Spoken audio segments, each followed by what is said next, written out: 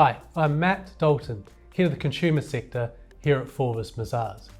And I'm really pleased to be joined by Jane Gilmore, who's an Associate Director within our tax department. Now, Jane, thank you for joining me today. You're welcome. Now, national minimum wage is a hot topic across the retail sector at the moment. It was obviously announced or discussed within the autumn budget just gone. So if we're all on the same page, tell us what are the significant changes that have happened? Yeah, sure. So just before the budget happened, the Low Pay Commission released those new increase rates from April 25 next year. It was the first year that the government asked them to consider in the cost of living when they sort of worked out those rates. And we've seen the national living wage rate increase by around 6% up to £12.21 an hour. That's for those aged 21 and over. But I think more importantly, the younger rates, the 18 to 20-year-old rate, has increased by about 17% up to £10 an hour, I think it was, to bring them in line with the 21-year-olds. They're looking at reducing the entitlement to the national living wage down to 18-year-olds. So over the next couple of years, we're going to see that rate increase exponentially just to bring it in line with the national living wage rate. And again, the youth rate, 16 to 17-year-olds, apprentice rates, they've been aligned together to the same rate. Another big increase of around 18%, £7.55 an hour. But they are big increases for employers to embrace. They're still sort of facing challenges from previous increases to the rates over the past couple of years. So it's going to bring some real challenges, to the sector and other businesses to sort of absorb those costs. Sure. So it sounds like there's an upward trend, and it's even going to get more difficult for particularly retail, the retail sector. Why is it so important then to start thinking about this issue now and tackling it? Okay, so it's really important to make sure that you've got the right processes and controls in place to make sure that your national minimum wage compliance is meeting the obligations that an employer needs to meet. It's a big hot topic at the moment for government. The new Labour government has come in, introduced their Making Work Pay campaign, and also reintroducing the implementation of the Fair Work agency, which was initially under the Conservative government and got shelved. That's only going to, raise the profile of compliance. HMRC have announced increased officers within their business as well to go out there and enforce compliance. They really need to sort of look at what they're doing in-house, making sure that their risks are all covered. Well, thanks, Jane. That was really insightful. I have one question around how do companies improve their processes and controls to deal with some of these challenges? So many businesses have in-house payroll at the moment. They're bringing it in-house to reduce costs as well rather than outsourcing it. So it's making sure that they've got the correct processes in place and they are looking at the right risk areas. The most common risk that I see is that they don't have sufficient working time records in place to demonstrate that they are paying minimum wage. They're not recording all the hours or aware of all the hours that are being worked.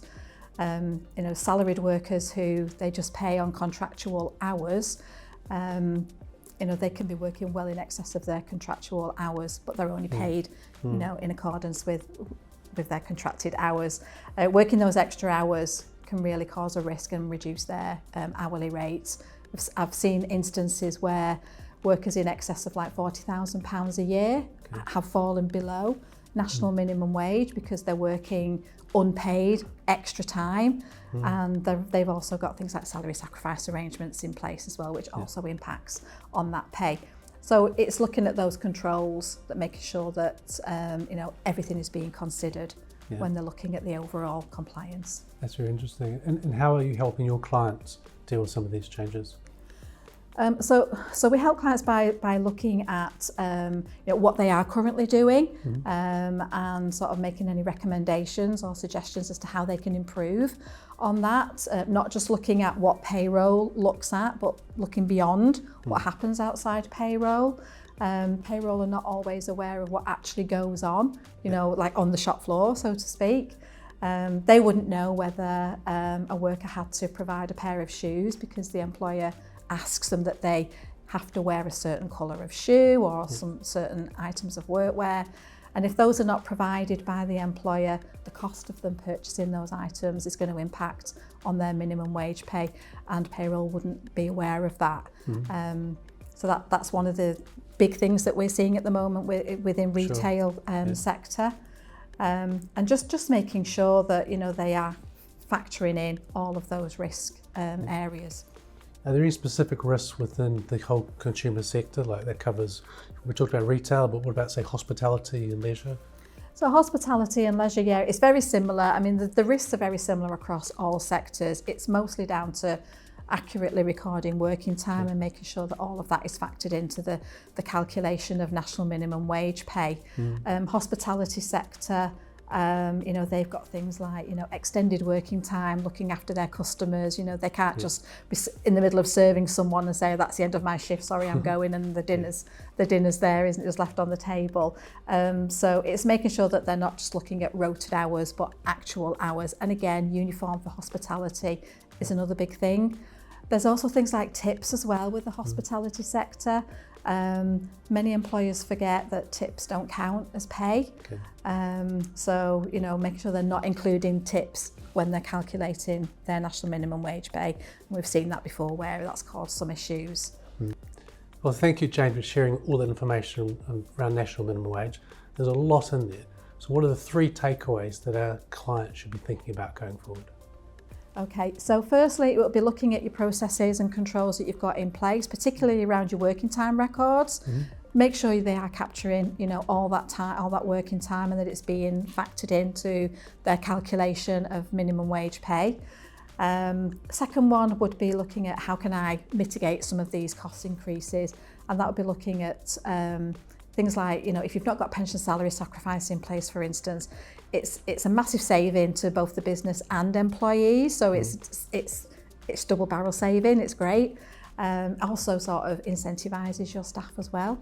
And looking at the wider reward package as well, not just what you're offering as pay, particularly those employees that are paid above national minimum wage, where you can't pass on as big a pay increase to them. So it's like, how am I going to reward them? You know, national minimum wage earners are getting big pay rises, but those that are on more, you know, higher pay and not maybe getting as big a pay rise. So how do we keep those incentivised, you know, and reward their loyalty?